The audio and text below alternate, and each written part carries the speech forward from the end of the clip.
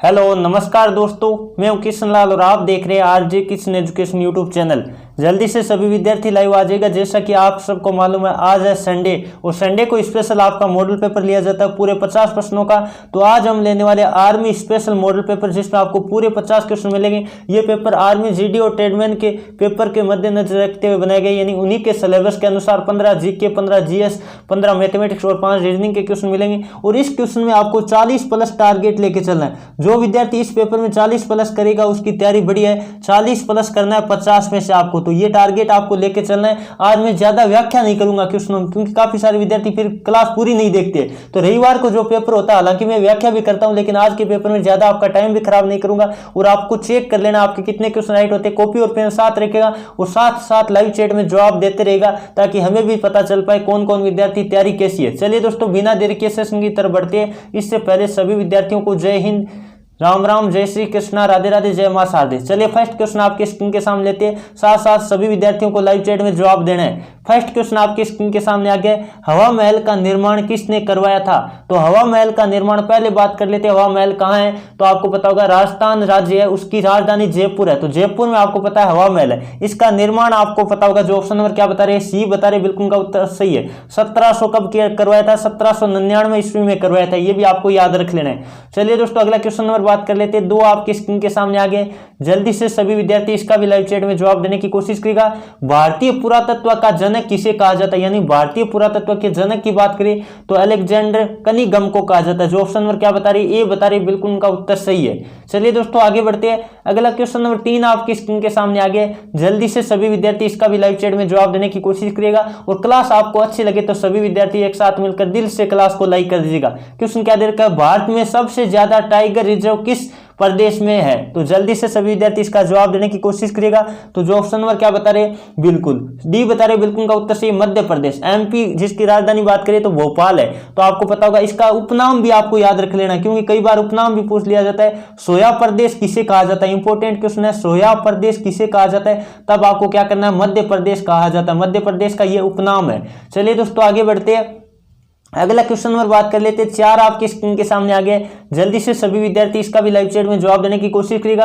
प्रकृति की ओर लौटो का नारा किसने दिया था? आपको पता होगा, यदि हम कहे वेदों की ओर लौटो नारा किसने दिया, तब तो आप करते स्वामी दयानंद सरस्वती। आपको कहा प्रकृति की ओर लौटो नारा किसने दिया था? तो जो ऑप्शन नंबर क्या बता रहे, रूसो, बिल्कुल का उत्तर सही है। रूसो ने यह नारा दिया था कि प्रकृति की ओर लौटो। चलिए दोस्तों आगे बढ़ते हैं। अगला क्वेश्चन नंबर बात कर लेते हैं, 5 आपके स्क्रीन के सामने आ गए, जल्दी से सभी विद्यार्थी इसका भी लाइव चैट में जवाब देने की कोशिश करेगा। उड़ीसा का शोक किस नदी को कहा जाता है? यानी उड़ीसा का शोक आपको बताना है, यानी किस नदी को कहा जाता है। तो जो ऑप्शन नंबर क्या बता रहे, बी बता रहे, ब्राह्मणी नदी, बिल्कुल का उत्तर सही है। उड़ीसा का शोक की बात करें तो ब्राह्मणी नदी को कहा जाता है। यदि मैं बात करूं बिहार के शोक की तो कोसी नदी को कहा जाता है। यदि मैं बात करूं बंगाल का, पश्चिम बंगाल का शोक, तो आपको दामोदर नदी करना है। काफी बार आए हुए क्वेश्चन है।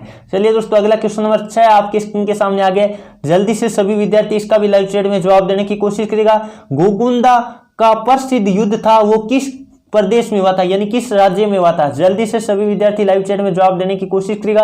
तो आपको पता होगा, जो हल्दी घाटी का युद्ध हुआ था उसे क्या कहते हैं, गोगुंदा का युद्ध कहते हैं। तो जो ऑप्शन नंबर क्या बता रहे, बिल्कुल सी बता रहे, बिल्कुल का उत्तर सही। आपको पता होगा राजस्थान में हुआ था। यह युद्ध किन के बीच हुआ था? आपको पता होगा अकबर का सेनापति था मान सिंह और महाराणा प्रताप के बीच हुआ था। यह आप सभी विद्यार्थियों को याद रख लेना, किन के बीच हुआ था। आपको पता होगा ये 1576 में हुआ था, 18 जून 1576 में, जिसे हल्दी घाटी का युद्ध भी कहते हैं। आपको इंपॉर्टेंट है, सभी विद्यार्थी याद रखेगा। चलिए दोस्तों अगला क्वेश्चन नंबर 7 आपके स्क्रीन के सामने आ गए, जल्दी से सभी विद्यार्थी इसका भी लाइव चैट में जवाब देने की कोशिश करेगा। चक्रशिला वन्य जीव अभ्यारण्य किस प्रदेश में है, किस राज्य में है? जल्दी से सभी विद्यार्थी इसका लाइव चैट में जवाब देने की कोशिश करेगा।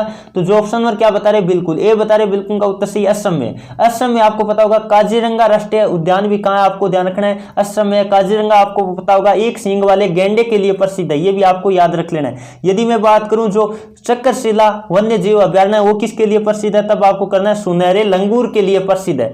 चलिए दोस्तों आगे बढ़ते हैं। अगला क्वेश्चन नंबर बात कर लेते हैं 8 आपके स्क्रीन के सामने आ गया, जल्दी से सभी विद्यार्थी इसका भी जवाब देने की कोशिश करेगा। बहुत ही आसान क्वेश्चन है, इसका फुल फॉर्म जिस विद्यार्थी को आता है वो क्वेश्चन आराम से कर देगा। आपको दे रखा है NaCO, यानी NaCO का हम बात कर लेते हैं, एक संस्था है, का संबंध किससे? जल्दी से सभी विद्यार्थी जवाब देने की कोशिश करेगा। NaCO का संबंध किससे? तो आप जो ऑप्शन नंबर क्या बता रहे हैं, बिल्कुल सी बता रहे, एड्स से, बिल्कुल उनका उत्तर सही है। आपको पता होगा, मैं बात करूं इसके फुल फॉर्म की तो आपको पता होगा नेशनल एड्स कंट्रोल ऑर्गेनाइजेशन इसका फुल फॉर्म है। यदि हिंदी में बात करें तो राष्ट्रीय एड्स नियंत्रण संगठन है। और इसकी स्थापना की बात कर लेते हैं, काफी बार एग्जाम में आ चुका है। NaCO की स्थापना कब हुई थी? तब आपको करना है 1992 में हुई थी। कब हुई थी? 1992 में। और इसके मुख्यालय यानी हेडक्वार्टर की बात करें तो न्यू दिल्ली है, ये भी आपको याद रख लेना है। चलिए दोस्तों आगे बढ़े, अगला क्वेश्चन नंबर बात कर लेते हैं। 9 आपकी स्क्रीन के सामने आ गया, जल्दी से सभी विद्यार्थी इसका भी लाइव चैट में जवाब देने की कोशिश करेगा। लंगर प्रथा की शुरुआत किस सिख गुरु ने की थी? तो लंगर प्रथा की शुरुआत किस सिख गुरु ने की थी? जल्दी से सभी विद्यार्थी लाइव चैट में जवाब देने की कोशिश करेगा। जो ऑप्शन नंबर बी बता रहे गुरु नानक देव, बिल्कुल उनका उत्तर सही है। सिखों के प्रथम गुरु कौन थे? गुरु नानक देव थे। और 5वें गुरु काफी बार आ चुका है, गुरु अर्जुन देव थे। यह भी इंपॉर्टेंट क्वेश्चन बनता है, सभी विद्यार्थी याद रखिएगा। चलिए दोस्तों आगे बढ़ते हैं, अगला क्वेश्चन नंबर बात कर लेते हैं। 10 आपके स्क्रीन के सामने आ गया, क्या दे रखा है? बीजक किसकी रचना है? तो आपको पता होगा रचना से संबंधित क्वेश्चन काफी बार आ चुका है। तो बीजक की बात करें तो यह आपको पता होगा कबीरदास जी की रचना है। जो ऑप्शन नंबर ए बता रहे बिल्कुल उनका उत्तर सही है। यदि मैं बात करूं सूरदास जी की रचना, तो सूर सागर किसकी रचना? आपको करना है सूरदास जी की रचना। ये क्वेश्चन भी इंपॉर्टेंट है। चलिए दोस्तों आगे बढ़ते हैं, अगला क्वेश्चन नंबर बात कर लेते हैं। 11 आपके स्क्रीन के सामने आ गया, जल्दी से सभी विद्यार्थी इसका भी लाइव चैट में जवाब देने की कोशिश करेगा। क्वेश्चन क्या दे रखा है? चाय, कॉफी और रबर के लिए कौन सी मिट्टी सर्वाधिक उपयुक्त मानी जाती है? तो ये क्वेश्चन बड़ा इंपॉर्टेंट है, काफी बार एग्जाम में आ भी चुका है। तो जो ऑप्शन नंबर क्या बता रहे हैं? डी बता रहे लेटेराइट मिट्टी, बिल्कुल उनका उत्तर सही है। अब बात कर लेते हैं काली मिट्टी की बात करें तो कपास के लिए आपको पता होगा उपयुक्त मिट्टी है, इसे रेगुर मिट्टी भी कहा जाता है। चलिए दोस्तों आगे बढ़ते हैं, अगला क्वेश्चन नंबर बात कर लेते हैं। 12 आपकी स्क्रीन के सामने आ गए, जल्दी से सभी विद्यार्थी इसका भी लाइव चैट में जवाब देने की कोशिश करेगा। एशिया का सबसे बड़ा मरुस्थल कौन सा है? तो एशिया के सबसे बड़ा मरुस्थल की बात करें, जल्दी से बताएगा। जो ऑप्शन नंबर क्या बता रहे? ए बता रहे गोबी मरुस्थल, बिल्कुल उनका उत्तर से। एशिया की बात करें तो गोबी मरुस्थल करना है, और विश्व की बात करें तो सहारा मरुस्थल करना है। आपको पता होगा कहां है? अफ्रीका में है। यदि मैं बात करूं भारत का सबसे बड़ा मरुस्थल, तो अब आपको थार का मरुस्थल करना है। चलिए दोस्तों आगे बढ़ते हैं, अगला क्वेश्चन नंबर बात कर लेते हैं। 13 आपकी स्क्रीन के सामने आ गया, जल्दी से सभी विद्यार्थी क्वेश्चन नंबर 13 का जवाब देने की कोशिश करेगा। सबसे प्राचीन पुराण कौन सा है? पुराणों की संख्या की बात करें तो आपको पता होगा पुराणों की संख्या कितनी है? 18 है। और सबसे प्राचीन पुराण की बात करें तो जो ऑप्शन नंबर क्या बता रहे? सी बता रहे, बिल्कुल का उत्तर सही, मत्स्य पुराण है। और सबसे प्राचीन वेद की बात करें तो ऋग्वेद है। चलिए दोस्तों आगे बढ़ते हैं, अगला क्वेश्चन नंबर 14 आपकी स्क्रीन के सामने आगे क्या है? ग्रैंड मास्टर शब्द का संबंध किससे? तो ग्रैंड मास्टर शब्द का संबंध आपको पता होगा किससे? जो ऑप्शन नंबर सी बता रहे हैं शतरंज, बिल्कुल उनका उत्तर सही है। ये क्वेश्चन कई बार एग्जाम में आ चुका है, तो सभी विद्यार्थी नोट कर लीजिएगा। चलिए दोस्तों अगला क्वेश्चन नंबर 15 आपकी स्क्रीन के सामने आ गया, जो कि खंड 1 आपका लास्ट क्वेश्चन है, यानी जीके का पार्ट आपका समाप्त होता है। अब जीएस का पार्ट शुरू होगा। जीएस के भी 15 क्वेश्चन आते हैं आर्मी, जीडी और ट्रेडमैन के पेपर में। अगला क्वेश्चन क्या दे रखा है? डेथ ऑफ ए सिटी नामक जो पुस्तक है उसके रचनाकार कौन है? जल्दी से सभी विद्यार्थी इसका लाइव चैट में जवाब देने की कोशिश करेगा। तो जो ऑप्शन नंबर क्या बता रहे? सी बता रहे अमृता प्रीतम, बिल्कुल उनका उत्तर सही। काफी सारे विद्यार्थियों ने लाइव चैट में जवाब भी दे दिया। विष्णु शर्मा की मैंने काफी बार बता दिया, पंचतंत्र किसकी रचना है? विष्णु शर्मा की है। चलिए दोस्तों अब खंड नंबर हम बात कर लेते हैं, बैक की तरफ बढ़ते हैं, जिसमें सामान्य विज्ञान के क्वेश्चन हम करने वाले हैं। क्वेश्चन क्या दे रखा है? संवेग में परिवर्तन कहलाता है। बहुत ही इंपॉर्टेंट क्वेश्चन है, यहां थोड़ा सा मैं आपको समझाना चाहूंगा। संवेग में परिवर्तन की बात करें तब तो आपको करना है आवेग। संवेग में परिवर्तन की बात करें तब आपको आवेग करना है। और संवेग में परिवर्तन की दर, इंपॉर्टेंट क्वेश्चन है, ध्यान रखिएगा। की दर की बात करें, संवेग में परिवर्तन की दर क्या कहलाता है, तब आपको क्या करना है? जल्दी से नोट कर दीजिएगा। तब आपको करना है, क्या करना है? संवेग में परिवर्तन की दर क्या कहलाती है? बल कहलाती है। इंपॉर्टेंट क्वेश्चन है, काफी बार एग्जाम में आ चुका है। आपको कहे संवेग में परिवर्तन क्या कहलाता है, तब आपको आवेग करना है। और संवेग में परिवर्तन की दर क्या कहलाती है, तब आपको बल करना है। आपको भूल चूक के भी एग्जाम में गलती नहीं करना है। चलिए दोस्तों आगे बढ़े, अगला क्वेश्चन नंबर बात कर लेते हैं। 17 आपकी स्क्रीन के सामने आ गए, जल्दी से सभी विद्यार्थी इसका भी लाइव चैट में जवाब देने की कोशिश करेगा। निम्न में से कौन सा उपकरण यांत्रिक ऊर्जा को ध्वनि ऊर्जा में रूपांतरित करता है? तो ऑप्शन आप देख के पता करोगे तो जो ऑप्शन है क्या बता रहे, सितार बता रहे, बिल्कुल का उत्तर से सितार को हम क्या देते हैं, यांत्रिक ऊर्जा देते हैं और उससे हमें कौन सी ऊर्जा प्राप्त होती है, ध्वनि के रूप में ऊर्जा प्राप्त होती है। तो आपको पता होगा सभी विद्यार्थी को। यदि मैं बात करूं यदि डायनेमो की, तो डायनेमो आपको पता होगा कौन सी विद्युत ऊर्जा उत्पन्न करता है, हम क्या देते हैं, डायनेमो को यांत्रिक ऊर्जा देते हैं और विद्युत ऊर्जा उत्पन्न करता है। विद्युत मोटर की बात करें तो आपको पता होगा विद्युत ऊर्जा को यांत्रिक ऊर्जा में रूपांतरित करता है। सौर सेल काफी बार आ चुका है, सौर ऊर्जा को विद्युत ऊर्जा में रूपांतरित करता है। चलिए दोस्तों अगला क्वेश्चन नंबर 18 आपकी स्क्रीन के सामने आ गए। जल्दी से सभी विद्यार्थी इसका भी लाइव चैट में जवाब देने की कोशिश कीजिएगा। रडार के आविष्कार कौन है, यानी रडार का आविष्कार किसने किया है? जल्दी से सभी विद्यार्थी जवाब देने की कोशिश करिएगा।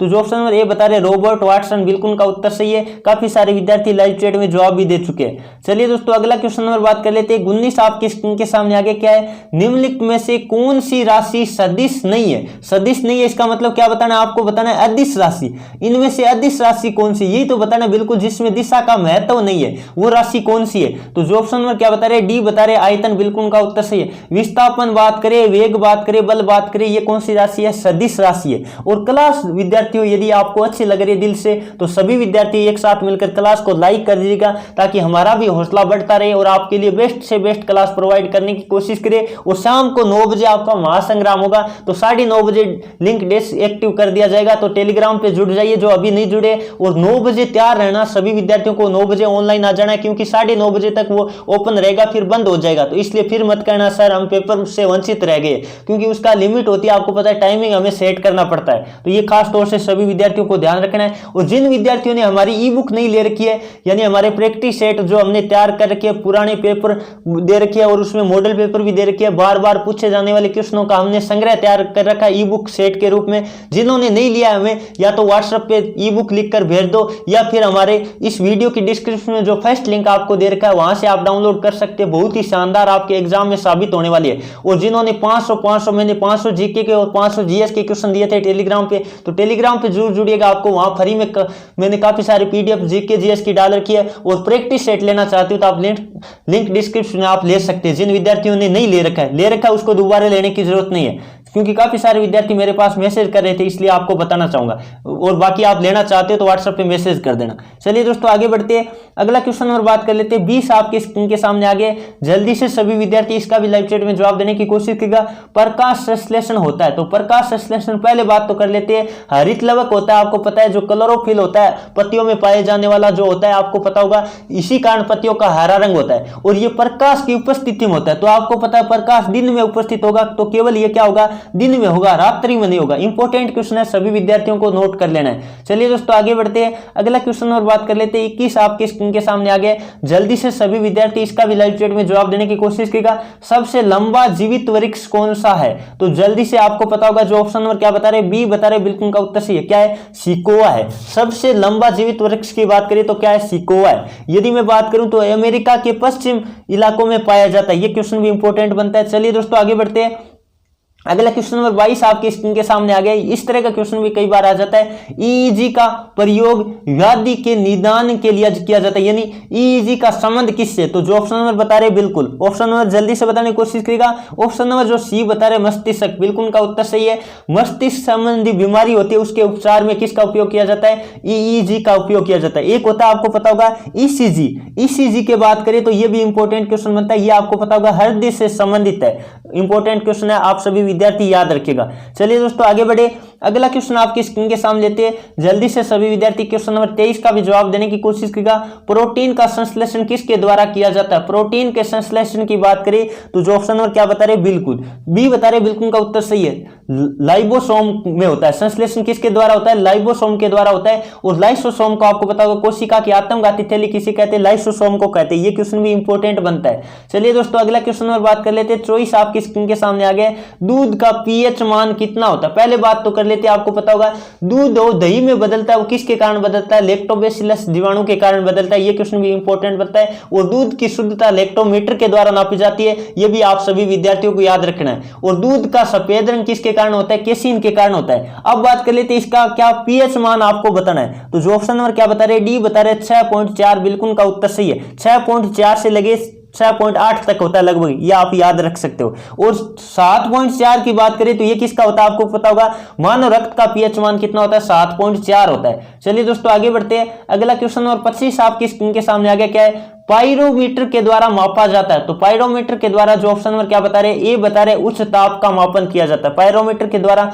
जो अधिक ताप होता है उसका मापन किया जाता है। चलिए दोस्तों आगे बढ़ते हैं, अगला क्वेश्चन नंबर 26 आपके स्क्रीन के सामने आ गया, क्या है, गुलाबी क्रांति का संबंध किससे। तो गुलाबी क्रांति के संबंध की बात करें तो आप बात करें जो ऑप्शन नंबर ए बता रहे झींगा उत्पादन, झींगा मछली होते हैं उससे संबंधित है। यदि मैं बात करूं उर्वरक से संबंधित तो धूसर क्रांति का संबंध किससे, उर्वरक से संबंधित है। और पीली क्रांति का संबंध आपको पता होगा तिल से संबंधित है। चलिए दोस्तों आगे बढ़ते हैं, अगला क्वेश्चन नंबर बात कर लेते हैं 27 आपकी स्क्रीन के सामने आ गया, टिक्का रोग किस फसल से संबंधित है। टिक्का रोग की बात करें तो जो ऑप्शन नंबर क्या बता रहे, बिल्कुल डी बता रहे, बिल्कुल का उत्तर सही है, मूंगफली से संबंधित है। टिक्का रोग की बात करें तो मूंगफली से संबंधित है, इंपोर्टेंट क्वेश्चन है, काफी बार एग्जाम में आ भी चुका है। और झुलसा की बात करें तो आपको पता होगा धान से संबंधित है। सफेद कीट रोग की बात करें तो सरसों से संबंधित है। और थोड़ा सा मैं कहना चाहूंगा, कई विद्यार्थी क्या कर देते हैं, व्हाट्सएप चैट बना लेते हैं, ये जो कमेंट बॉक्स होता है उसको व्हाट्सएप चैट बना लेते हैं और पर्सनल मैसेज करने लग जाते हैं। प्लीज आप सबसे मैं रिक्वेस्ट करना चाहूंगा,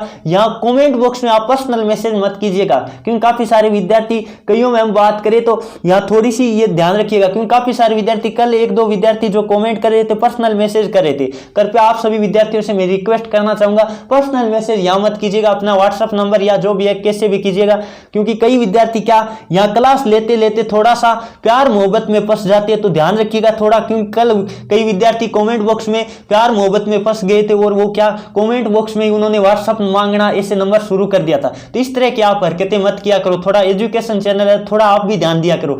जो विद्यार्थी कर रहे हैं थोड़ा ध्यान दीजिएगा यार, सभी को कहना चाहूंगा, ठीक है, क्योंकि कई विद्यार्थी थोड़ा सा ये हरकतें करना शुरू कर देते हैं। वो ये नहीं सोचते ये कमेंट बॉक्स हर किसी को दिखाई देता है। तो प्लीज अपनी पर्सनल मैसेज होता है वो कमेंट बॉक्स में मत किया करो, आप अपना व्हाट्सएप नंबर जल्दी से ले लो, फिर करो, कोई दिक्कत नहीं, आपको करना जो। चलिए दोस्तों आगे बढ़ते हैं, अगला क्वेश्चन नंबर बात कर लेते हैं 28 आपके स्क्रीन के सामने आ गए। जल्दी से सभी विद्यार्थी इसका भी लाइव चैट में जवाब देने की कोशिश करिएगा।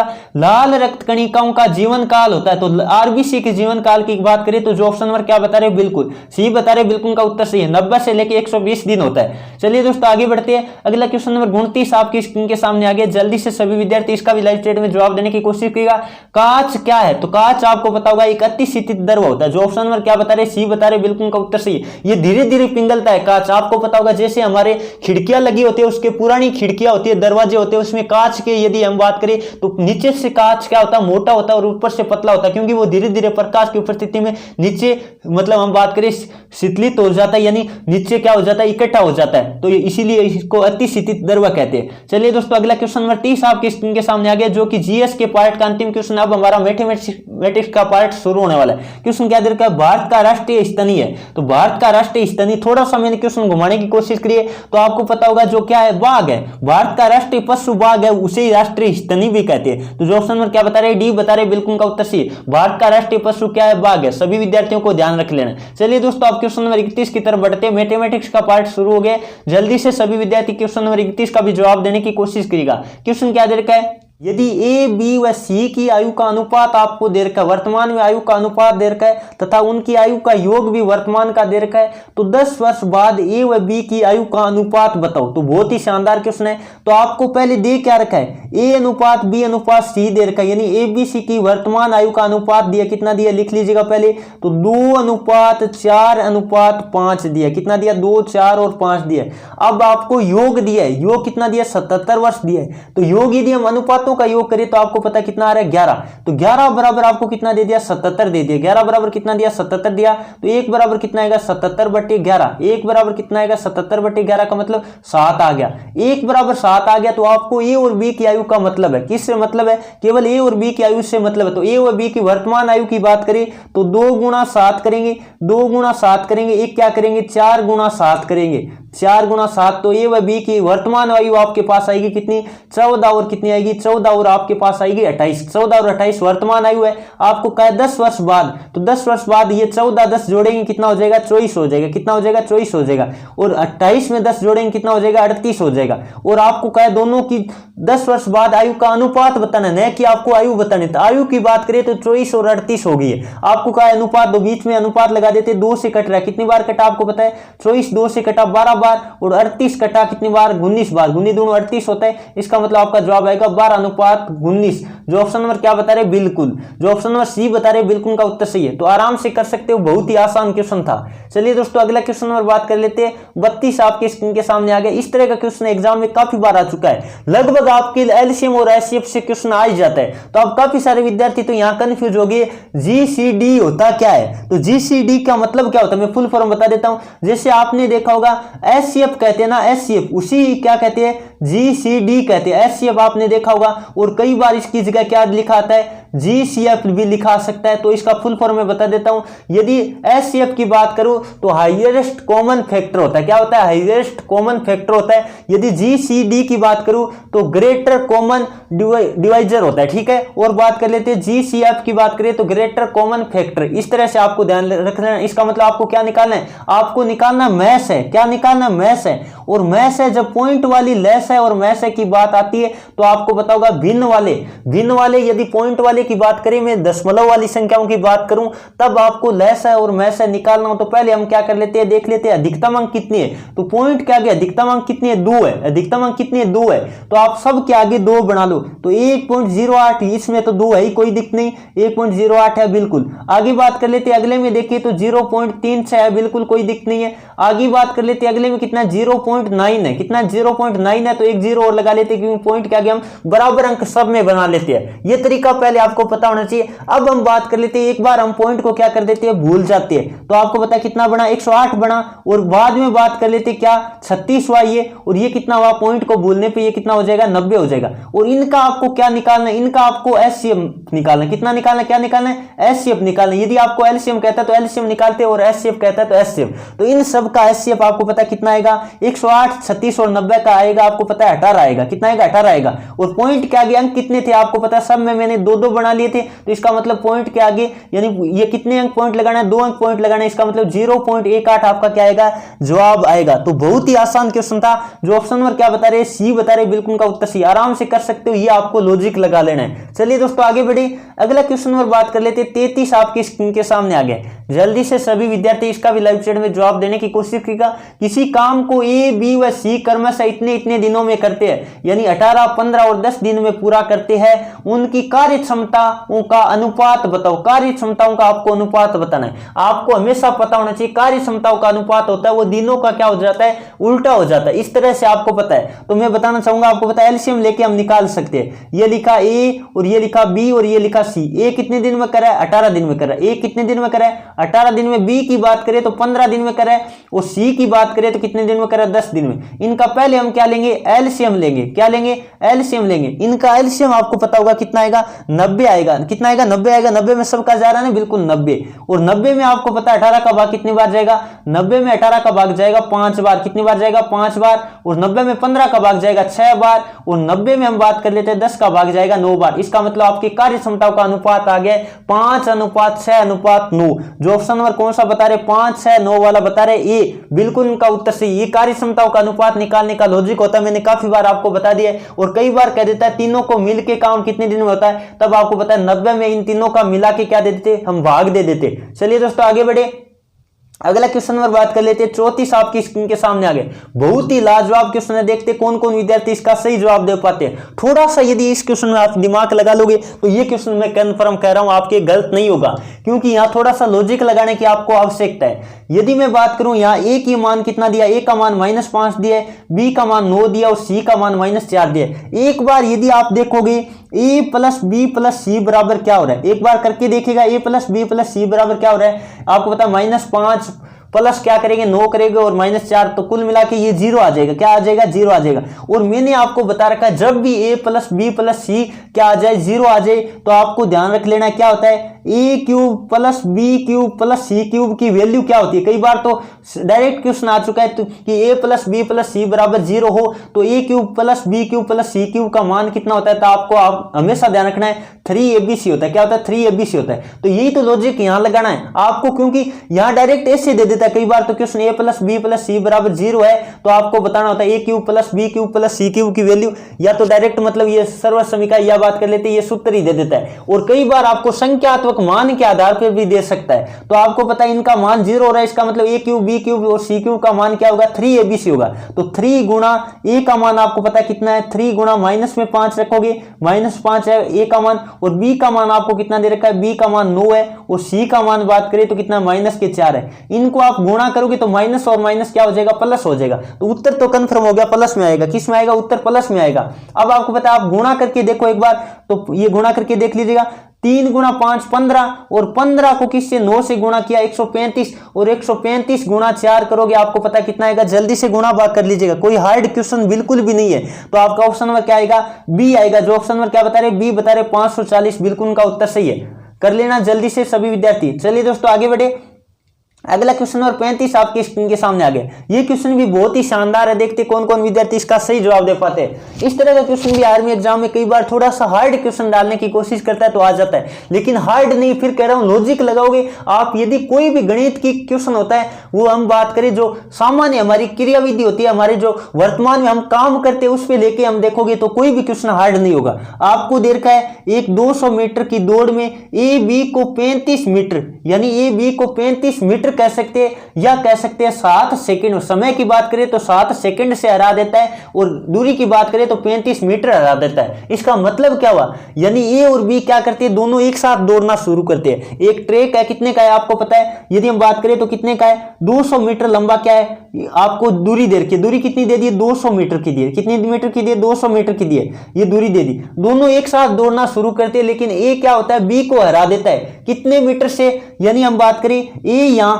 बात कर लेते हैं, ए तो क्या आगे वाले सिरे पे पहुंच जाता है, और बी कहां रहता है, यहां रहता है। मान लेते हैं बी कहां रहता है, यहां रहता है, और ए आगे चला गया, मतलब जो हम बात करें अंतिम वाले सिरे पे चला जाता है, जहां टारगेट फिक्स किया गया था वहां पहुंच जाता है। जबकि बी कितना रह जाता है पीछे, बी कितना रह जाता है पीछे, आपको पता है यहां दे रखा है 35 मीटर रह जाता है। कितना मीटर, 35 मीटर। और समय की बात करें तो उसको समय पीछे कितना रह जाता है, 7 सेकंड। इसका मतलब क्या हुआ, आप ध्यान दीजिएगा, 35 मीटर है उसको 7 सेकंड में पार करता है। यही तो बात है, 35 मीटर दूरी को 7 सेकंड में पार करता है। कौन करता है, बी करता है। ध्यान दीजिएगा, बी की बात कर रहा है, बी करेगा, क्योंकि बी पीछे रह गया। इसका मतलब हारा कौन है, बी आ रहा है, तो पीछे रह गया बी। इसका मतलब टोटल हम पहले बी का मान ज्ञात कर लेते, बी का टाइम ज्ञात कर लेते। तो आपको पता है 35 मीटर दूरी तय करने में कितना समय लगा रहा है, बी 35 मीटर दूरी तय करने में, ये बी की बात कर रहा हूं मैं, फिर नोट कर लीजिएगा, मैं बी की बात कर रहा हूं, यहां नोट थोड़ा सा लिख लीजिएगा। बी 35 मीटर दूरी कितने सेकंड में, 7 सेकंड में। कितने, 7 सेकंड में। इसका मतलब हम बात करें 1 मीटर दूरी कितनी आएगी, 1 मीटर दूरी की बात करें तो 7/35 आएगा। जबकि आपकी कुल दूरी कितनी है, 200 है। इसका मतलब 200 से क्या कर देंगे, गुणा कर देंगे। अब जल्दी से काट करके हल कर लीजिएगा। ये 5 बार कटा और 5 का भाग दोगे, आपका कितना आएगा, 40 सेकंड आएगा। ये टाइम किसका आएगा, ये आपका आएगा बी का। किसका आएगा, ये 40 सेकंड टाइम किसका है, बी का है। तो आपको क्या कहा है, एक द्वारा लिया गया समय बताइए। आपको ए वाला बताना है, न कि बी वाला। अब जो ऑप्शन नंबर ए बता रहे बिल्कुल उनका उत्तर गलत है। यदि आपको कहता बी को कितना समय लगेगा, तब आप करते 40 सेकंड। लेकिन आपको पता है ए तो पहले पहुंच जाता है, किससे, बी से। कितना पहले पहुंच जाता है, 7 सेकंड पहले पहुंच जाता है। इसका मतलब 40 में से 7 कम कर दो, 40 में से क्या कर दो, 7 कम कर दो। इसका मतलब कितना आएगा, 33 सेकंड आएगा। किसका आएगा, 33 सेकंड आएगा। किसका आएगा, ए का आएगा। तो जो ऑप्शन नंबर क्या बता रहे, बी बता रहे, बिल्कुल उनका उत्तर सही है। तो थोड़ा सा आपको ध्यान देने की आवश्यकता थी, काफी सारे विद्यार्थियों ने ऑप्शन नंबर ए बता दिया था, तो आप लॉजिक से क्वेश्चन निकालिएगा। चलिए दोस्तों अगला क्वेश्चन नंबर बात कर लेते हैं। 36 आपकी स्क्रीन के सामने आ गया है। जल्दी से सभी विद्यार्थी इसका भी लाइव चैट में जवाब देने की कोशिश करेगा। आपको देर का सरलीकरण करना है बिल्कुल। तो आपको क्या 225 का रूट कितना आएगा, आपको पता है कितना आएगा, जल्दी से बताएगा, 15 आएगा। कितना आएगा, 15 आएगा। और 729 का मतलब कितना आएगा, 27 आएगा। कितना आएगा, 27 आएगा। ये हमने निकाल लिया। और माइनस में क्या दिया है, 25 का मतलब 5 आया, 144 का मतलब कितना आया 12 आया। तो आराम से निकालोगे। ये हमने लगा दिया कोष्टक। आगे बात कर लेते हैं क्या दे रखा है अगले ने, भाग दे रखा है, भाग दे रखा है बिल्कुल। और 16 का मतलब कितना आया 4 आया, और 81 का मतलब कितना आया 9 आया। अब आराम से आप कर सकते हो। पहले बात कर लेते हैं कोष्टक को हम हल कर लेते हैं। सही बटे का जोड़ है तो एलसीएम अंदर कितना आएगा 108 आएगा। एलसीएम की बात करें तो कितना आएगा 108 आएगा, और 108 में 27 का भाग देके इस तरह हम गुणा करेंगे तो कितना आपको पता है 27 का भाग हम बात करें जो 4 बार जाएगा, और 4 को 15 से गुणा के 15 चौको कितना होता है 60 होता है। तो 60 और माइनस में कितना आपको पता है 12 का भाग देंगे तो आपको पता होगा 12 नमा की कितना होता है 108 होता है। तो 9 गुणा 5 का मतलब 45 बिल्कुल। और आगे बात कर लेते हैं, इस हम बात कर लेते हैं भाग को गुणा में चेंज कर देते हैं, कितना है 9/4। भाग को गुणा में चेंज कर दिया 9/4। आगे कर लेते हैं हम, आगे क्या होगा आपका 60 में से 45 घटेगा कितना 15/108। 15 में कितना 108, और गुणा में कितना दे रखा आपको 9/4। 9/4 है बिल्कुल। जल्दी से काट पीट करके हल कर लीजिएगा। 9 से काट दो, ये कितनी बार कटेगा 9 से, जल्दी से काट लीजिएगा। 9 से ये कटेगा 1 बार और 2 बार, 12 बार ना बिल्कुल। और 12 और 15 को आपस में काट दो, 5 और कितनी बार कटेगा 5 और 4 बार कटेगा। तो 5 बटे कितना आएगा आपका जवाब आएगा 5/16 में। 5 बटे में कितना आएगा 16 आएगा। जो ऑप्शन नंबर कौन सा बता रहे बिल्कुल बी बता रहे, बिल्कुल उनका उत्तर सही है। तो एक बार देख लीजिएगा, हल करना था, नॉर्मल सा आपका सरलीकरण था। चलिए दोस्तों आगे बढ़े। अगला क्वेश्चन नंबर बात कर लेते हैं 37 आपकी स्क्रीन के सामने आ गए। ये क्वेश्चन तो आर्मी का फेवरेट क्वेश्चन है, काफी बार एग्जाम में रिपीट हो चुका है। तो इस क्वेश्चन को आप सभी विद्यार्थियों को नोट जरूर करना है, क्योंकि इस तरह का आंकड़े चेंज हो सकते हैं, लेकिन क्वेश्चन इस तरह का बहुत ज्यादा बार रिपीट हो चुका है। क्वेश्चन आपको क्या दे रखा है, एक किले में 250 सैनिकों के लिए 30 दिनों के लिए भोजन सामग्री पर्याप्त है। यदि 50 सैनिकों ने शिविर में भाग नहीं लिया तो खाद्य सामग्री कितने अधिक दिनों तक चलेगी। बहुत ही शानदार क्वेश्चन है। जिस विद्यार्थी को एमडीएच आता है वो इस क्वेश्चन का बिल्कुल सेकंडों में आंसर दे देगा, जिसको एमडीएस लगाना आता है। तो पहले बात कर लेते हैं सैनिक कितने थे, आपको पता है 250 थे। कितने थे 250 थे, और कितना दिनों के लिए थी 30 दिनों के लिए थी। यह बात कर लेते हैं। आगे बात कर लेते हैं, यदि सैनिक कितने 50 कम हो गए, 50 सैनिक क्या हो गए कम हो गए, शिविर में भाग नहीं लिया। पहले 250 थे, आप 50 कम कर दिया कितना 200, और आपको निकालना कितने दिन निकाले थे। पहले 200 होंगे तो कितने दिन तक भोजन सामग्री पर्याप्त होगी, वो दिन आ जाएंगे, और फिर देख लेंगे कितने दिन अधिक चलेगी, आपको पता चल जाएगा। तो जल्दी से काट लीजिएगा। ये हमने काटा 2 शून्य से 2 शून्य काट दिया, और ये कितना हुआ 25 को किससे गुणा करना है 3 से 75, और बट्टे में इधर 2 आ जाएगा। इसका मतलब डी बराबर कितना आएगा आपको पता है 37.5 आएगा। डी बराबर कितना है 37.5 दिन आया बिल्कुल। ये तो आपको पता है 200 सैनिकों के लिए कितने दिन प्राप्त होगी 37.5 दिन होगी। आपको क्या है पहले की तुलना में कितने दिन अधिक पर्याप्त होगी। तो पहले कितने दिन हो रही थी, पहले आपको दिखाई दे रहा होगा 30 दिन हो रही थी। कितने दिन 30 दिन, अब 37.5 दिन हो रहा है। इसका मतलब 7.5 दिन बढ़ गया। जो ऑप्शन नंबर क्या बता रहे डी बता रहे, बिल्कुल उनका उत्तर सही है। एमडीएस लगाना था और क्वेश्चन में कुछ था ही नहीं। चलिए दोस्तों आगे बढ़े। अगला क्वेश्चन नंबर बात कर लेते हैं 38 आपके स्क्रीन के सामने आ गया। इस तरह का क्वेश्चन भी काफी बार आर्मी में एग्जाम में रिपीट हो चुका है, तो नोट कर लीजिएगा जल्दी से सभी विद्यार्थी। और क्लास यदि अच्छी लग रही है तो दिल से एक बार सभी विद्यार्थी क्लास को लाइक कर दीजिएगा, क्योंकि कितनी मेहनत करके कितना शानदार पेपर मैं आपको प्रोवाइड कर रहा हूं प्रत्येक रविवार को। और रात को 9 बजे आपका महासंग्राम भी होगा, जिसका टाइमिंग 9 से 9:30 रहेगा। तो सभी विद्यार्थी महासंग्राम में प्रेजेंट आना है, ठीक है। सभी को कोई भी अनुपस्थित नहीं रहना है, सभी को वहां आना है महासंग्राम देने के लिए। टेलीग्राम पे जो नहीं जुड़े हैं जरूर जुड़िएगा, लिंक डिस्क्रिप्शन में हमने दे रखा है। क्या दे रखा है, एक समचतुर्भुज के विकर्ण क्रमशः 4 सेंटीमीटर और 12 सेंटीमीटर, तो इसका क्षेत्रफल बताओ। तो क्षेत्रफल की बात करें समचतुर्भुज का तो क्या होता है 1/2 गुणा विकर्णों का गुणनफल होता है, यानी D1 गुणा D2 होता है। D1 और D2 में विकर्णों की बात कर रहा हूं, ठीक है। 1/2 विकर्ण कितना दिया है, एक तो दिया 4 और एक कितना दिया 12 दिया है। अब काट दीजिएगा, जो कट रहा है वो ये 2 से कटा 6 बार, 6 गुणा 4 यानी कितना आएगा 24 सेंटीमीटर स्क्वायर आपका जवाब आएगा। जो ऑप्शन नंबर कौन सा बता रहे बिल्कुल, जो ऑप्शन नंबर बी बता रहे बिल्कुल उनका उत्तर सही। आराम से कर सकते हो, बहुत ही आसान क्वेश्चन था। चलिए दोस्तों आगे बढ़े। अगला क्वेश्चन आपकी स्क्रीन के सामने देते हैं, जल्दी से सभी विद्यार्थी क्वेश्चन नंबर 39 का भी जवाब देने की कोशिश करेगा। ये क्वेश्चन आप संख्या उठा के कर सकते हैं आराम से। क्या दर का एक प्राकृत संख्या n को, n एक क्या है प्राकृत संख्या, n क्या है एक प्राकृत संख्या, कोई भी प्राकृत संख्या आप ले लो, 4 से विभाजित किया जाए तो शेषफल कितना रहना चाहिए 3 रहना चाहिए। तो ऐसी आप प्राकृत संख्या लो जिसमें 4 का भाग देने पे 3 शेषफल बचे, तो आप छोटी संख्या ले लो, ज्यादा बड़ी मत लो, क्योंकि फिर गणना करने में क्या हो जाएगा हार्ड हो जाएगा। तो अब मैं 7 ले लेता हूं, क्या ले लेता हूं 7 ले लेता हूं। n का मान हमने कितना लिया 7 लिया। 7 में आपको पता 4 का भाग देने पे 3 शेषफल आ रहा है, इसका मतलब ऐसी संख्या हमने ले ली है। अब आगे क्या है 2n प्लस 2n+3 आपको निकालना है। 2n+3 आप निकालो जल्दी से, देखते क्या आता है। तो 2 गुणा 7 प्लस में 3, इसका मतलब 14 और 3 कितना होगा, 17 होगा ना, 17। आपको आगे क्या कहा है देख लेते हैं। तो 4 से विभाजित करने पर कितना शेषफल बचेगा, इसका मतलब 17 में 4 का भाग दो तो आपको पता है 1 शेषफल बचेगा। जो ऑप्शन नंबर क्या बता रहे हैं, डी बता रहे, बिल्कुल का उत्तर से आराम से कर सकते हो। लॉजिकल क्वेश्चन था, आपको संख्या लेके देखना था, कोई भी संख्या ले लो, जैसे आप 11 भी ले सकते हैं। 11 में भी आपको पता है 11 n का मान 11 लोगे तब भी 4 का भाग देने पर कितना शेष रहेगा, 3 रहेगा। और 11 को फिर 2 से गुणा करो, 11 दूनी 22 और 3 कितना हो गया, 22 और 3 जल्दी से देख लीजिएगा, 22 और 3 कितना होगा, आपको पता 25 होगा, तब भी शेषफल 1 ही बचेगा 4 का भाग देने पे। तो आराम से कर सकते हो, बहुत ही आसान क्वेश्चन था, थोड़ा सा आपको दिमाग लगाना था। अगला क्वेश्चन नंबर 40 आपके स्क्रीन के सामने आ गया। जल्दी से सभी विद्यार्थी, इस तरह का क्वेश्चन काफी बार आ जाता है, एक अध्यापक को शामिल करने पर औसत आयु इतनी, एक की वृद्धि हो जाती है, या इस तरह का क्वेश्चन कई बार आ चुका है। तो आपको क्या दे रखा है, 4 भाइयों की औसत आयु कितनी दे रखी है, 15। तो चारों भाइयों का योग कितना होगा, 15 गुणा 4 यानी 4 गुणा 15 कितना हो जाएगा, आपको पता है 60 हुआ। 4 भाइयों की आयु का योग कितना हुआ, 60 हुआ। आगे कह रखा उनके पिता को शामिल करने पर औसत आयु 5 बढ़ जाती है। व्यक्ति कितने हो गए, 4 की जगह 5 हो गए, और औसत आयु कितनी बढ़ गई, 5 बढ़ गई। इसका मतलब 20, 15 में 5 बढ़ाया कितना होगा, 20, और 20 को 5 से गुणा करेंगे कितना आएगा, आपको पता है 100 आएगा। और अब बात कर लेते हैं, जो बड़ा है वो क्या है, पिता की आयु है। जो आयु बड़ी है वो किसकी बड़ी है, पिता की बड़ी है। इसका मतलब पिता की आयु कितनी होगी, 40 होगी। पिता की आयु कितनी होगी, 40 होगी। जो ऑप्शन नंबर कौन सा बता रहे, बी बता रहे, बिल्कुल का उत्तर सही है, आराम से कर लोगे। काफी सारे विद्यार्थियों ने बहुत सारे विद्यार्थियों ने इस क्वेश्चन का जवाब तो सही दे दिया है। चलिए दोस्तों आगे बढ़े, अगला क्वेश्चन नंबर बात कर लेते हैं। 41 आपके स्क्रीन के सामने, ये भी एमडीएच पर आधारित है। यदि 36 पुरुष किसी काम को 25 दिनों में कर सकते हैं तो 15 पुरुष उसी काम को कितने दिनों में करोगे।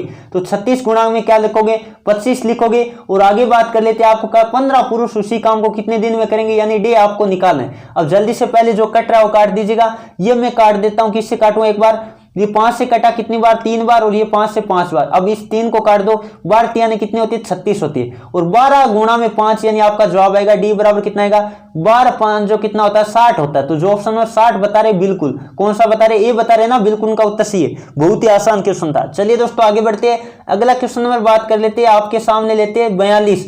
जल्दी से सभी विद्यार्थी इसका भी लाइव चैट में जवाब देने की कोशिश करेगा। ये क्वेश्चन तो मैंने काफी बार करवा दिया।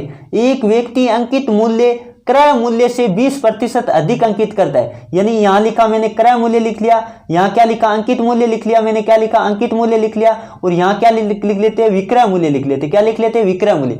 तो आपको क्या, क्रय मूल्य से 20% अधिक लिखता है। इसका मतलब यदि उसने 100 रुपए में खरीदी और अंकित कितना करेगा, लिखेगा कितना, 20 अधिक, यानी कितना लिखेगा, 120 लिखेगा। फिर कह रहा है कितने की छूट देता है, 20% की छूट देता है। तो छूट किस पे दिया जाता है, आपको पता है अंकित मूल्य पे दी जाएगी। इसका मतलब 120, 20 की छूट दी यानी 80 बट्टे में 100, यही तो आपको निकालना है। चलिए निकाल लेते हैं, गुणा भाग कर लीजिएगा। तो 12 अंटी कितना होता है, आपको पता है 12 अंटी होता है 96। आपका विक्रय मूल्य कितना आया, विक्रय मूल्य आपका आ गया 96, और खरीदा कितने में था, 100 में। इसका मतलब आपको नुकसान हुआ है या फायदा हुआ है, तो आपको पता है घाटा लगा कितने का, आपको पता है 4% की हानि हुई है। तो जो ऑप्शन नंबर बी बता रहे, बिल्कुल का उत्तर सही है। ध्यान रखिएगा, काफी सारे विद्यार्थी ऑप्शन नंबर डी बता रहे हैं, गलत है आपका जवाब, थोड़ा सा ध्यान देने की आवश्यकता आपको। चलिए दोस्तों आगे बढ़े, अगला क्वेश्चन नंबर बात कर लेते हैं। 43 आपकी स्क्रीन के सामने आ गए, जो कि त्रिकोणमिति का क्वेश्चन है। आपको कहा है कोस 90 प्लस साइन 0 बटे कोट 30 का मान कितना होगा। तो कोस 90 का मान कितना होता है, 0 होता है। कोस 90 का मान कितना होता है, 0 होता है। और साइन 0 का मान कितना होता है, 0 होता है। और बट्टे में भले कुछ भी लिखो, बट्टे में कोई भी संख्या लिखो, आपको पता है जब ऊपर 0 आ गया तो पूरा मान क्या आ जाएगा, 0 आ जाएगा। तो आपको आगे हल करने की जरूरत भी नहीं है। जो ऑप्शन नंबर क्या बता रहे, बी बता रहे, बिल्कुल का उत्तर सही है। चलिए दोस्तों आगे बढ़े, अगला क्वेश्चन नंबर बात कर लेते हैं। 44 आपके स्क्रीन के सामने आ गए। 10 डिग्री का पूरक कोण है। पूरक कोण का मतलब ऐसे दो कोण जिनका योग कितना हो, 90 डिग्री हो। 90 डिग्री वाले कौन से कोण कहलाते हैं, पूरक कोण कहलाते हैं। तो आपको पता है 10 में क्या जोड़े कि 90 हो जाए, तो आपको पता है 80। तो जो ऑप्शन नंबर क्या बता रहे, ये बता रहे, बिल्कुल का उत्तर सही है। और संपूरक का मतलब होता है 180 डिग्री, ये भी आप याद रखिएगा। चलिए दोस्तों आगे बढ़े, अगला क्वेश्चन नंबर बात कर लेते हैं। 45 आपके स्क्रीन के सामने आ गया। क्या दे रखा है, दो वृत्त की त्रिज्याओं का अनुपात 4:5 है, तो इनके क्षेत्रफलों का अनुपात बताओ। क्षेत्रफल आपको पता है पाई आर स्क्वायर होता है। वृत्त का क्षेत्रफल क्या होता है, पाई आर स्क्वायर होता है। ध्यान दीजिएगा, वृत्त का क्षेत्रफल क्या होता है, पाई आर स्क्वायर होता है। इसका मतलब आर का स्क्वायर है, तो त्रिज्याओं का अनुपात का क्या करेंगे, स्क्वायर करेंगे। तो 4 का स्क्वायर और 5 का स्क्वायर करेंगे, कितना होगा आपको पता है, 16 और कितना होगा 25 होगा, तो 16:25 हो जाएगा आपके क्षेत्रफलों का अनुपात। जो ऑप्शन नंबर क्या बता रहे हैं, सी बता रहे हैं, बिल्कुल का उत्तर सही है। चलिए दोस्तों आगे बढ़े। अब आपका रीजनिंग का पार्ट शुरू हो गया 46 नंबर क्वेश्चन से। बहुत ही शानदार क्लास आपको लग रही होगी, तो लाइक करने में बिल्कुल भी कंजूसी मत कीजिएगा और अपने दोस्तों में क्लास को ज्यादा से ज्यादा शेयर कर दीजिएगा। 8 देर का है, फिर कितना 15, फिर 28 दिया, 53 दिया, तो आप देख लीजिएगा 8 को 2 से गुणा किया, 8 को हमने किससे गुणा किया, 2 से गुणा किया, कितना आया 16 आया, 16 आया बिल्कुल। 16 में से 1 कम कर दिया, कितना आया आपको पता है 15 आया बिल्कुल। आगे बात कर लेते हैं, 15 को किससे गुणा किया, 2 से गुणा किया, और 15 दूनी कितना होता है 30, और 30 में से 2 क्या कर दिया घटा दिया, 28 आ रहा है बिल्कुल। तो आप इस तरह से चल रहे आंकड़े। आगे बात कर लेते हैं, आपको पता है 28 को किससे गुणा किया, 28 को 2 से गुणा किया, 28 दूनी कितना होता है 56 होता है, और 56 में से कितना कम कर दिया, 3 कम कर दिया, कितना है आपको पता है 53 आया। इसका मतलब ये कम कर रहा है ये। अब बात कर लेते 53 को किससे गुणा करेंगे, 2 से गुणा करेंगे, और फिर बात कर लेते 53 को 2 से गुणा किया, कितना आएगा 106 आएगा। 106 में से 4 कम करना पड़ेगा, कितना कम करना पड़ेगा 4, इसका मतलब कितना आएगा आपका जवाब आएगा 102। जो ऑप्शन नंबर कौन सा बता रहे हैं, बिल्कुल, क्योंकि आपको तो पहले 1 कम किया, फिर 2, फिर 3, फिर 4 करना पड़ेगा, तो आपका ऑप्शन नंबर क्या राइट होगा, डी राइट होगा बिल्कुल। काफी सारे विद्यार्थियों ने लाइव चैट में जवाब दे दिए, तो आसान है क्वेश्चन। चलिए दोस्तों आगे बढ़े। अगला क्वेश्चन नंबर बात कर लेते हैं 47 आपके स्क्रीन के सामने आ गया है। क्या देर का है, एक बार एक क्या क्वेश्चन क्या देर का है, एक पासा उठाने पर, थोड़ा करेक्शन कर लीजिएगा, टाइपिंग सही नहीं किया गया है। पासा उछाला जाता है, क्या उछाला जाता है पासा, ठीक है, तो उसको उछाला जाता है। आपको क्वेश्चन ऐसे देर का है, तो उस पर क्या आने की, अभाज्य संख्या आने की क्या प्रायिकता है। पासे पे आपको पता है कौन कौन अंकित होते हैं, एक तो 1 होता है, 2 होता है, 3 होता है, 4 होता है, 5 होता है, और क्या होता है 6 होता है। तो अभाज्य संख्या कौन कौन है, ये एक तो 2 है, एक 3 है, एक कौन सी है 5 है, तो कुल अभाज्य संख्या कितनी है आपको पता है 3 है, और टोटल परिणाम कितने होते हैं 6 हो सकते हैं। टोटल संख्या कितनी है 6, इसका मतलब 3/6 यानी कितना आएगा 1/2 आएगा, कितना आएगा। जो ऑप्शन नंबर कौन सा बता रहे बिल्कुल 1/2 बता रहे ना, ऑप्शन नंबर ए बिल्कुल का उत्तर सही है। तो पहले क्वेश्चन सही लिख लीजिएगा, एक पासा उठाया जाता है, उसमें क्या बताना है, अभाज्य संख्या आने की आपको प्रायिकता बतानी है। चलिए दोस्तों आगे बढ़ते हैं। अगला क्वेश्चन नंबर बात कर लेते हैं 40 आपके स्क्रीन के सामने आ गया। क्या देर का, कपास के लिए आपको पता है काली मिट्टी यूज की जाती है, तो चाय के लिए आपको पता होगा। जो ऑप्शन नंबर क्या बता रहे हैं, बिल्कुल सी बता रहे हैं, लेटेराइट मिट्टी, बिल्कुल उनका उत्तर सही है। तो इस तरह का क्वेश्चन भी कई बार आ जाता है। चलिए दोस्तों अगला क्वेश्चन नंबर बात कर लेते हैं 49 आपके स्क्रीन के सामने आ गया। जल्दी से सभी विद्यार्थी इसका भी लाइव चैट में जवाब देने की कोशिश करेगा। इसका जवाब आज आपको कमेंट करके बताना है सभी विद्यार्थियों को, क्योंकि ज्यादा हार्ड क्वेश्चन भी नहीं है, देखते कौन कौन विद्यार्थी इसका सही जवाब दे पाते हैं। चलिए दोस्तों अगला क्वेश्चन नंबर बात कर लेते हैं 50 आपकी स्क्रीन के सामने आ गया। आज की क्लास का अंतिम क्वेश्चन होगा, बहुत ही लाजवाब है। क्या देर का है, आपकी माँ के पिता की इकलौती पुत्री, माँ का पिता कौन होगा नाना, और उसकी इकलौती पुत्री का मतलब क्या होगा माँ ही होगी वापिस, ठीक है। उसका दामाद आपके क्या लगेगा, यानी माँ का दामाद, इसका मतलब हमारी क्या लगेगा बहन ही लगेगा। जो ऑप्शन नंबर क्या बता रहे बिल्कुल डी बता रहे, या जीजा कह सकते हैं। तो जो ऑप्शन नंबर डी बता रहे बिल्कुल उनका उत्तर सही। ये थी दोस्तों क्लास, कैसी लगी कमेंट करके जरूर बताएगा। उम्मीद करता हूं आज की क्लास आपको बहुत ही शानदार लगी है, तो क्लास को लाइक करके जाइए और अपने दोस्तों में ज्यादा से ज्यादा शेयर कीजिएगा। और जिन्होंने भी ई बुक हमारी डाउनलोड नहीं कर रखी है, जो नए विद्यार्थी जुड़े उनको कहना चाहूंगा, पुराने वालों ने लगभग ले रखी है, तो नहीं ले रखी है तो आप बस हमारा मैं दे देता हूं 90 57 16 70 27 है, उस पर मैसेज कर दो, या फर्स्ट लिंक मैंने दे रखा है कमेंट बॉक्स में, वहां आप कमेंट बॉक्स में भी दे रखा है और डिस्क्रिप्शन में दे रखा है, उस पर क्लिक करके आप ले सकते हैं। चलिए दोस्तों आज की क्लास में इतना ही। Thank you for watching. जय हिंद, जय भारत।